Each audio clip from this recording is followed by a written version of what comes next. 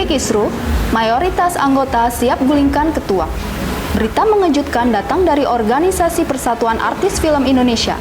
Sejumlah anggota dan pengurus Parvi mengaku siap menggulingkan Alicia Johar, ketua terpilih dalam periode kepengurusan tahun 2020 hingga 2025. Tanpa publik ketahui, kepemimpinan Alicia Johar selama 6 bulan terakhir ternyata banyak menuai kecaman. Yang bersangkutan dinilai abai terhadap tugas dan tanggung jawabnya, serta dinilai tak mampu mengayomi anggotanya. Sini anggota yang benar ya, saya pro anggota. Itu aja sih, masalahnya sederhana ya. Saya kira apa yang berbeda dalam mungkin masalah pemikiran, perlu kompetisi atau memang ada jalan yang lebih soft. Ya, karena kayak gitu ya.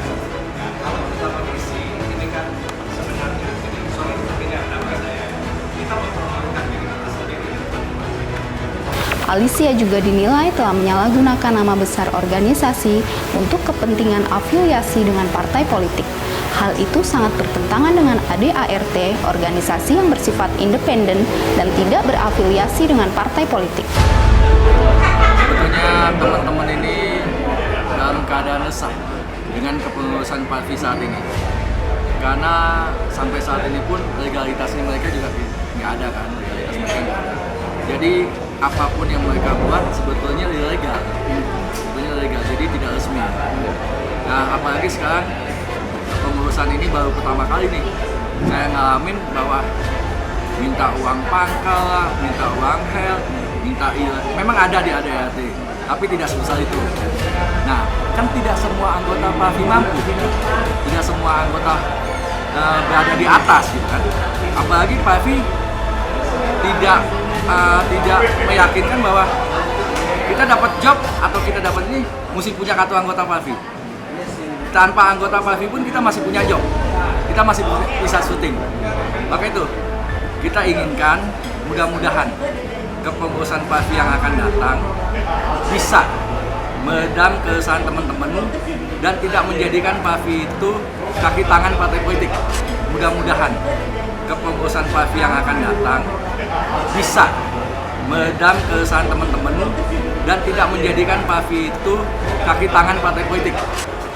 Dalam pengalaman saya bahwa untuk membangun sebuah organisasi yang kuat, kita butuh 3. Yang pertama adalah figur seorang ketua umum. Ini figurnya nggak boleh selak, nggak boleh cacat figurnya. Sebab kalau figurnya cacat, regenerasi yang terulang akan diserang orang. Figurnya nggak boleh cacat, harus perfect. Sehingga semua sama-sama menerima. Artisannya jelas, kapasitas dia berdiri sudah berapa lama dan lain-lain lah jelas. Sehingga figur itu tokoh yang memang diakui oleh banyak pihak. Kemudian yang kedua adalah adanya ya orang mengerti manajemen organisasi dalam upaya yang baru. Sekarang ini saya melihat banyak sekali kesalahan tidak pada fungsinya. Orang nggak ngerti apa-apa tiba-tiba jadi wakil sekretaris, tiba-tiba jadi wakil ketua. Nggak ngerti apa-apa ya, ini nggak bisa kerja cuma duduk. Artinya sistemnya tidak berjalan. Kemudian yang ketiga adalah adanya bendahara yang pintar nyari duit. Dalam hal ini kita ini Parvi isinya artis, nyari duit pasti gampang. Ada dikit nih masalah petisi, khusus deh masalah petisi sama masalah taker. Ya. Kalau petisi adalah targetnya bukan penggulingan umum.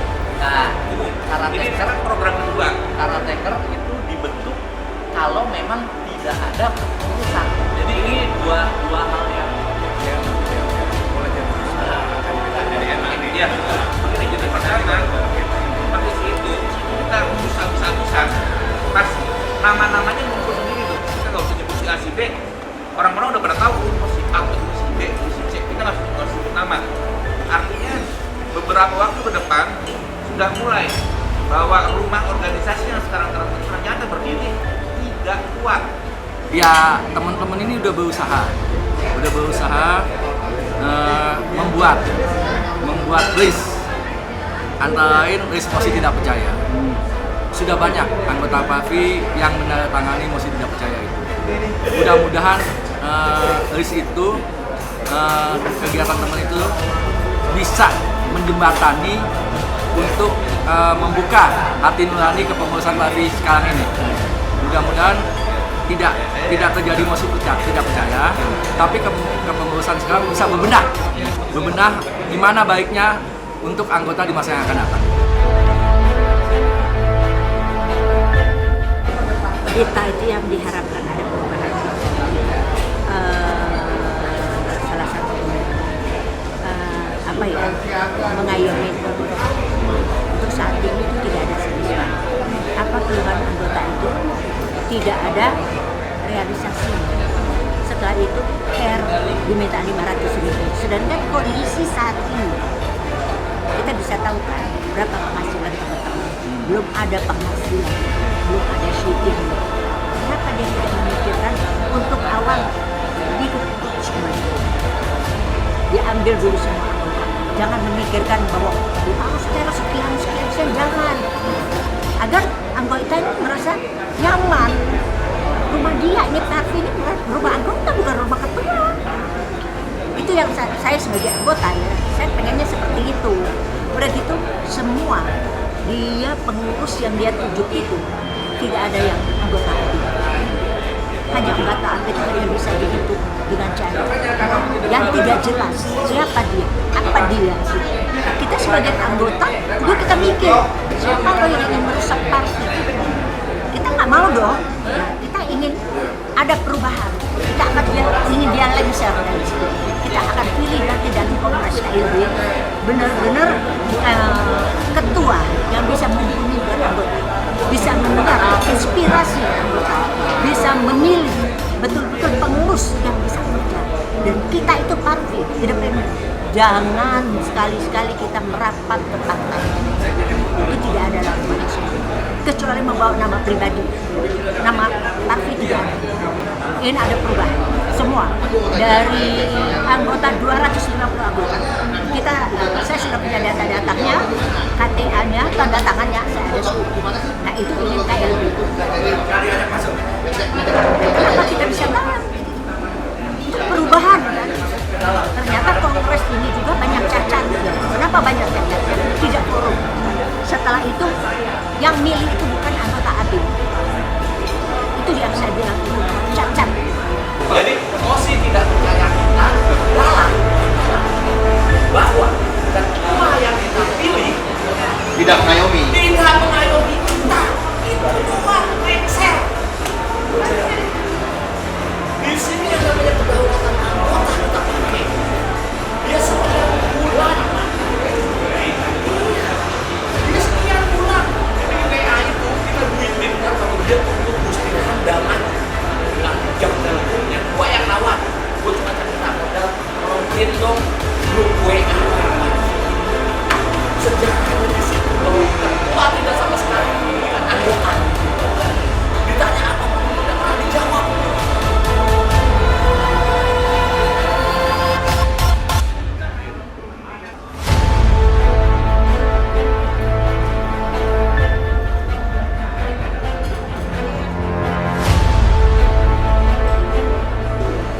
Jadi kita berkumpul di sini itu benar-benar karena merasakan bahwa ketua umum dan ketua DPO terpilih yang memilih kita anggota, kita memilih mereka untuk memimpin kita.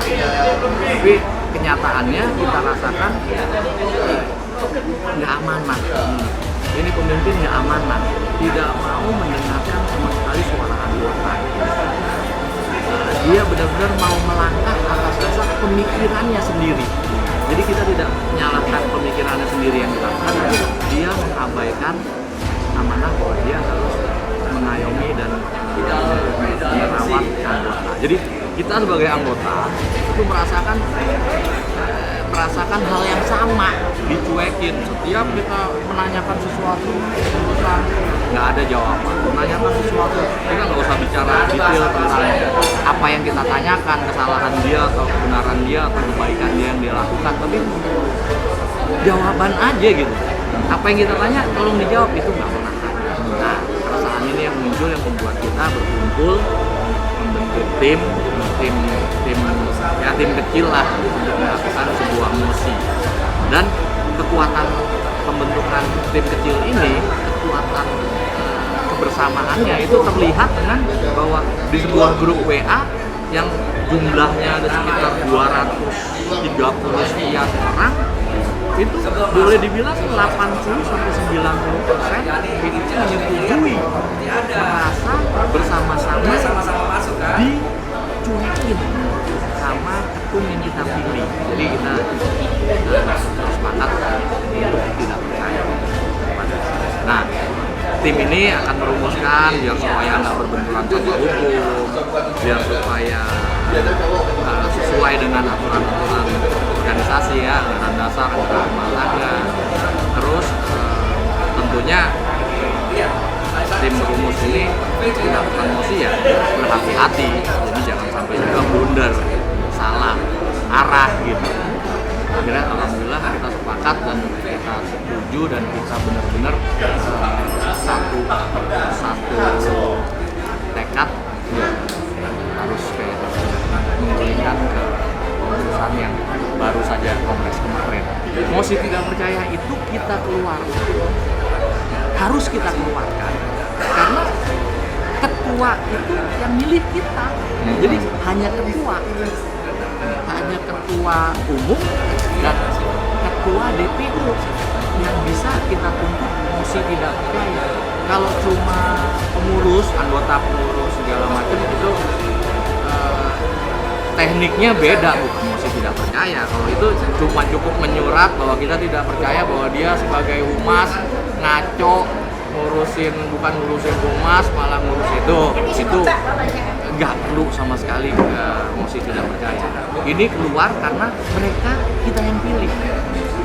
Kalau kita nyalahin mereka ya harus dengan tindakan secara legal. Mosi tidak percaya itu kira-kira. Jadi kita kejar ketua umum dan kita kejar ketua DPU karena masalah transparansi dalam hal apa saja, baik itu keuangan maupun program rencana.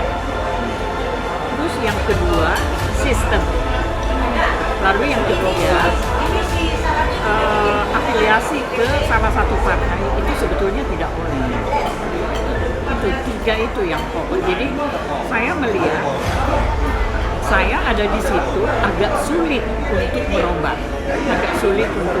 sebab ada kecenderungan semua rencana itu tidak disampaikan ke saya.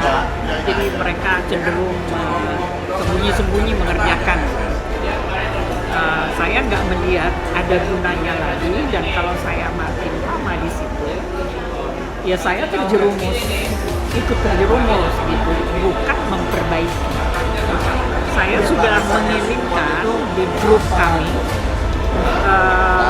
itunya sistem kerja ini kesekjenan, sekjen, ketum maupun bendung. Tapi kelihatannya itu tidak dipublis. Jadi mereka apa keinginan ketum aja seperti memimpin satu, artinya tidak seperti memimpin organisasi itu ya buat saya. Jadi saya nggak melihat itu satu organisasi profesional, padahal di mata saya parti itu harusnya menjadi organisasi profesional. Kayaknya mungkin prihatin aja ya. Di sisi lain saya melihat sudah tidak sesuai lagi dengan ADART-nya. Mereka menjalankan dengan otoritas, tidak memperhatikan keluhan anggotanya. Jadi saya ikutin saat saya jadi pengurus juga sementara agar suara saya bisa didengar di dalam. Ternyata ya dicuekin. Nah di situ saya mulai merasa tidak ada harganya lagi anggota setelah mereka memilih ketua umumnya dan DPO-nya. Beberapa keluhan daripada anggota tidak pernah ditanggapi. Kita bertanya A didiemin, bertanya B didiemin. Tiba-tiba ada hair yang cukup mahal, ditanya tidak dijawab. Ketika kita serang, ini kegunaannya untuk apa? Untuk apa? Kenapa begini? Mereka pada keluar dari grup. Jadi seakan-akan apa yang menjadi aspirasi daripada anggota tidak pernah ditanggapi oleh pengurus. Nah sekarang anggota ini mau jadi apa coba? Kalau pengurus saja tidak mau menanggapi apa yang menjadi aspirasi. Saya rasa kalau ada seperti ini buat apa kita pertahankan? Ini pengurus yang tidak bertanggung jawab. Kalau dia bertanggung jawab, dia itu harusnya bertanggung jawab kepada anggotanya. Dia ngomong gitu. Jangan mundur dari grup, kabur ke sana, kabur ke sini. Dan salah satu lagi, poin yang terpenting, partai itu di ADAR-nya tertulis jelas tidak berpihak pada salah satu organisasi sosial politik. Itu sudah jelas. Tapi apa kenyataan? Ini bisa dilihat sendiri. Nah ini dia, mudah-mudahan ke depannya kita bisa benahi partai lebih bagus lagi. Saya sedih melihat partai seperti ini karena kita berjuang untuk partai dari zaman Soekarno Nur sampai sekarang. Yang tadinya begitu baik, partai begitu dipuja, tapi sekarang sebenarnya jadi dikecilkan. Saya berharap partai ke depannya bisa lebih cemerlang lagi. Itu aja.